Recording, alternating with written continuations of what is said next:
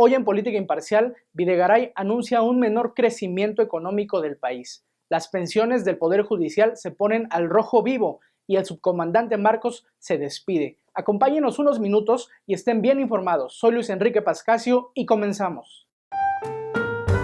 Bienvenidos a Política Imparcial. Acompáñenos a analizar las noticias más importantes de México y el mundo.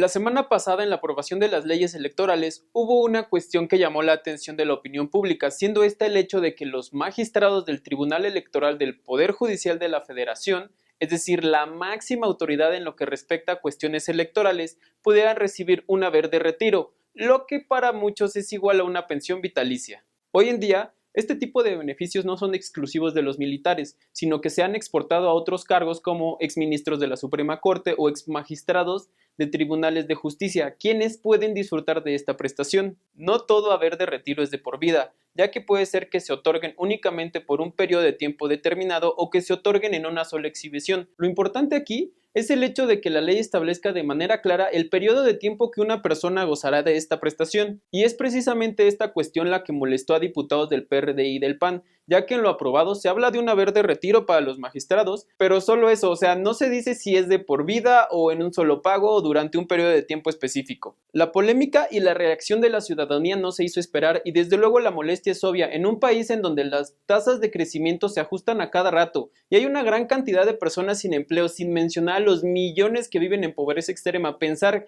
en este tipo de prestaciones para personas que ganan 180,000 pesos mensuales, desde luego, encabrona. La realidad es que las jugosas prestaciones no solo de los magistrados, sino de otros cargos públicos, lo único que generan es que muchas personas en el país vean el hecho de trabajar en el gobierno como un trampolín económico o como una manera de asegurar su vida, y no como una manera de contribuir a que los mexicanos vivamos mejor o por lo menos tengamos mejores oportunidades. Investigadores de la UNAM y del CIDE coinciden en que el caso de los haberes de retiro en México es escandaloso a nivel mundial, debido a las cantidades estratosféricas que los conforman, tanto que está en el aire la opción de desaparecer este tipo de prestaciones. ¿Por qué? Bueno, pues porque además de todas las investigaciones serias que pueden existir sobre el tema, básicamente es difícil pensar que funcionarios que ganan mes con mes cientos de miles de pesos, más los privilegios que tienen, no sean capaces de ahorrar. Soy Jorge Galaz, nos vemos la siguiente semana. Hace 20 años, cuando bajo la presidencia de Carlos Salinas de Gortari nos enfilábamos hacia el primer mundo, sorprendió a una parte del país la irrupción del Ejército Zapatista de Liberación Nacional. Se pensó que era una guerrilla como se han presentado otras en México y Latinoamérica. La segunda sorpresa fue que al anunciar el cese de hostilidades unos meses después, se descubrió como un fenómeno mediático de gran alcance. Fue de gran alcance porque tuvo relevancia mundial y por más de una década. Se trató de un fenómeno inédito porque no eran las armas las que demostraban su potencia, sino su discurso y una imagen romántica que se forjó. El surgimiento del EZLN pudo ser un parteaguas. La clase tecnocrática que llegó al poder con Salinas de Gortari, en medio de su autosatisfacción, pensó que duraría al menos 50 años. Pero tan solo 6 años después, el presidente Ernesto Zedillo pudo haber pasado la historia como el que dio la estafeta del poder a la democracia, después de 70 años de dictadura blanda, quitando banderas a sus opositores. No duró pues la tecnocracia porque la realidad le estalló, bajo el nombre del EZLN, con una crisis gravísima, con múltiples asesinatos que nos reubicaron en nuestra realidad. Y el paso a la democracia no ocurrió porque los siguientes presidentes de extracción panista no acabaron con el PRI ni con sus vicios, convivieron con ellos, los exacerbaron y dejaron la puerta abierta para el regreso del PRI. No es que el PRI sea el baluarte de la antidemocracia, porque en realidad los partidos actuales disputan el poder, pero no sus formas. Son muy iguales. Así, no podemos saber si la irrupción del EZLN pudo ser un parteaguas en nuestra historia. No lo fue porque los otros actores no cumplieron con lo que les correspondía, pero sí es un elemento extraordinario de comunicación, de convocatoria, de conciencia. 20 años después, la imagen de Marcos está desgastada porque se ha peleado con todos, con la izquierda, con los intelectuales, con la derecha. Hoy Marcos anuncia que su personaje tan extraordinario se termina y surge un nuevo vocero, el cual tal vez ya no tome relevancia, porque en estos últimos años en que Marcos y el EZLN fueron arrinconados en el olvido, ha pasado una serie de cambios en el país, como la reforma educativa, electoral y energética, que ya no tendrán punto de regreso, y en el que las conciencias relevantes, no solo por su inteligencia, sino por su presencia mediática, estuvieron ausentes, como es el caso de Marcos o de López Obrador. Marcos y el EZLN tuvieron la virtud no solo de pensar y hacerse escuchar y mover a la acción, lo cual es lo más difícil, como dice Marcos. Nuestra ciudad es como la rana que muere a fuego lento sin saltar en medio de las injusticias del poder, de los atracos vestidos de reformas legales. Por eso es tan valiosa la lección de rebeldía que el movimiento indígena nos ha dado. Soy Rubén Domínguez, hasta la próxima.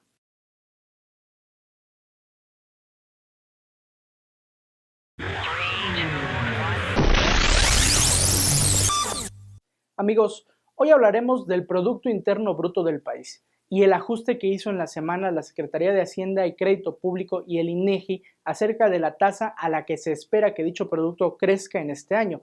Nosotros no somos economistas y tampoco es nuestro tema la economía. Sin embargo, este tema tiene implicaciones políticas que intentaremos explicar, pero primero intentaremos ponerlos en contexto. El Producto Interno Bruto no es otra cosa que una cifra que indica el valor de toda la producción económica del país. Esto se refiere solo a todos los bienes finales en los que se puede incluir desde productos como ganado, huevo, verdura o frutas y otros como petróleo, energía eléctrica, ropa y zapatos. En resumen, todo lo que produce el país sin importar si es para consumo local o para sacarlo de aquí.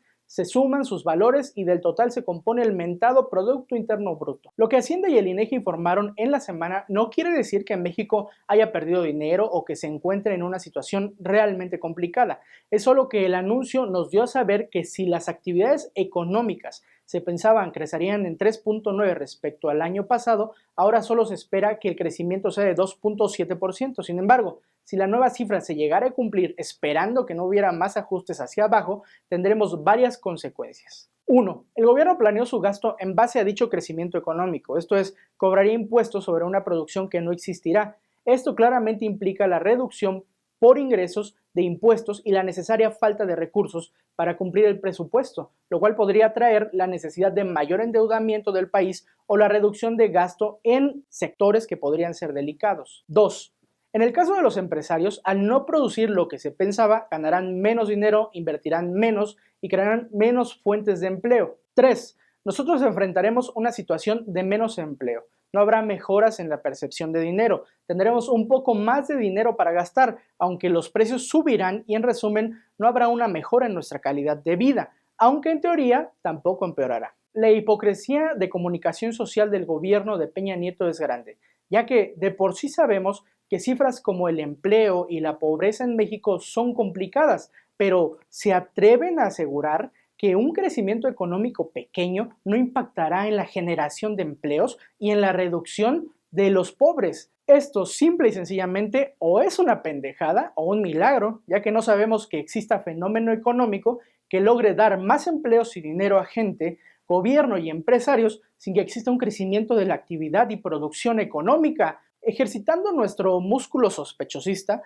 podemos observar que el anuncio de Hacienda viene acompañado de múltiples voces que dicen que con las leyes secundarias energéticas podremos crecer hasta un 2% del Producto Interno Bruto adicional. Aún dando un voto de confianza, tendríamos que forzosamente preguntarnos si este anuncio en este tiempo preciso no implica una presión adicional para que se apruebe ya y sin mucho estudio las leyes energéticas enviadas por Peña. En resumen, las cifras alegres de la presidencia, Estados Unidos que no se apura a comprarnos, los desvíos y mala aplicación de recursos públicos en inversión productiva, las reformas fiscales insensibles al pulso de la economía y la paupérrima administración a la gallina de los huevos de oro Pemex traen como consecuencia que no haya crecimiento económico. Y aquí perdemos todos. Los políticos no tienen suficiente dinero para desviar. Esto es, en palabras de Chumel Torres, menos para putas y aviones. Los empresarios no producen lo que quisieran y no ganan lo que necesitan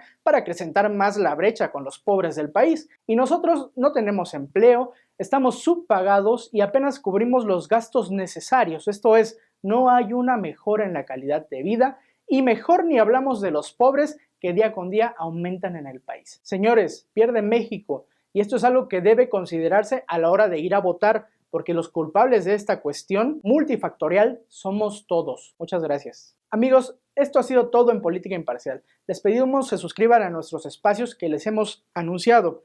Recomienden el programa, nos hacen un gran favor. Compártanos en sus perfiles o escúchenos por politicaimparcial.com, iTunes o Tuning. Les agradecemos y nos vemos la siguiente semana. Soy Luis Enrique Pascasio y hasta luego.